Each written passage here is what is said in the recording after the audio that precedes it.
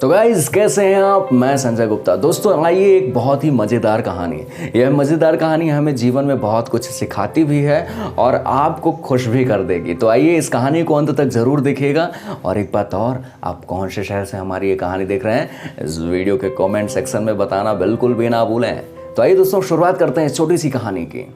दोस्तों एक बार की बात है, 3 दोस्त जो कि स्कूल में पढ़ते थे और तीनों बहुत ज़्यादा शरारती थे। इतने ज़्यादा शरारती थे कि पूरा जो स्कूल था, स्कूल के जितने भी टीचर थे सब उन 3 बच्चों से बहुत ज़्यादा परेशान हुआ करते थे। एक बार की बात है, वो तीनों बच्चे जो थे पिकनिक मनाने चले गए, आसपास घूमे और घूमने के बाद जब वापस लौटे तो उन्हें पता चला कि यार कल तो टेस्ट है, क्लास में टेस्ट है यार, अब तो फेल हो जाएंगे।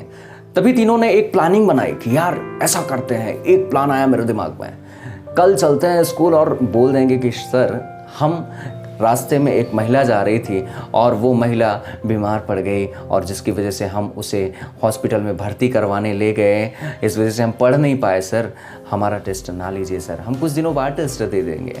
और जैसे ही वो अगले दिन पहुँचे, जिस तरह उन्होंने प्लानिंग बनाई थी वैसे ही प्लानिंग को उन्होंने सर के सामने बता दिया। सर ने कहा कि आज टेस्ट है, चलो तुम तीनों भी बैठ जाओ टेस्ट दो। तब वो 3 बच्चे बोलते हैं कि सर हमारी एक बात तो सुन लीजिए, सर हम ज़रूर टेस्ट दे देते हैं, लेकिन हम कुछ पढ़ के इस वजह से नहीं आ पाए कि जब हम आ रहे थे स्कूल तो रास्ते में एक महिला मिली थी। वो महिला बहुत ज़्यादा घायल थी जिसको हम हॉस्पिटल में भर्ती करवाने ले गए और उसकी वजह से पूरा दिन हमारा चला गया सर, हम पढ़ नहीं पाए। तब सर बोलते हैं कोई बात नहीं, तुम तीनों आज टेस्ट नहीं परसों टेस्ट देना। और वो मन ही मन बहुत खुश होते हैं कि यार 3 दिन का समय मिल गया, अपन पार्टी भी करके आ गए थे, कुछ पढ़ भी नहीं पाए थे, अब अपन पढ़ लेंगे। अब वो तीनों बच्चे जोरदार मेहनत के साथ पढ़ाई की उन्होंने 3 दिन। और जब तीसरे दिन बाद टेस्ट हुआ तो उस टीचर ने भी सोचा कि क्यों ना अब इन लोगों की असली परीक्षा ली जाए।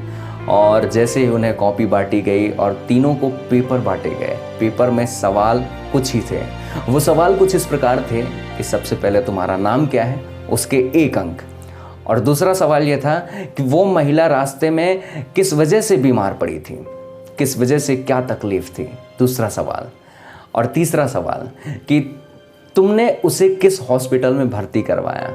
अब तीनों अलग अलग बैठे हुए थे, तीनों अलग अलग उसका जवाब दे रहे थे, यानी उसका जवाब तीनों अलग अलग उस कॉपी में लिख रहे थे।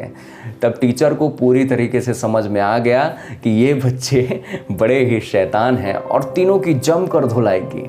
और तब उन तीनों ने भी कान पकड़ के कहा कि मास्टर जी आज से हम कोई शरारत नहीं करेंगे, झूठ नहीं बोलेंगे। तो दोस्तों इस छोटी सी कहानी से हमें हमारे जीवन में यही सीख मिलती है कि सच बोलना हमेशा फ़ायदेमंद होता है। आप सच बोलिए, हो सकता है कि आपको उस वक्त थोड़ी सी परेशानी सहना पड़े, लेकिन हाँ आगे आने वाली जो बहुत बड़ी परेशानी है झूठ बोलने की वजह से, उससे आप बच जाएंगे। तो गाइज ये कहानी आपको कैसे लगी? मज़ेदार भी कहानी थी, सीख देने वाली भी कहानी थी। अगर ये कहानी आपको पसंद आई तो इस वीडियो के कमेंट सेक्शन में बताना ना भूलें और हमारे चैनल को सब्सक्राइब करें। ऐसे ही ढेरों सारी और मोटिवेशनल कहानियां देखें। मिलते हैं अगले वीडियो में, तब तक के लिए नमस्कार।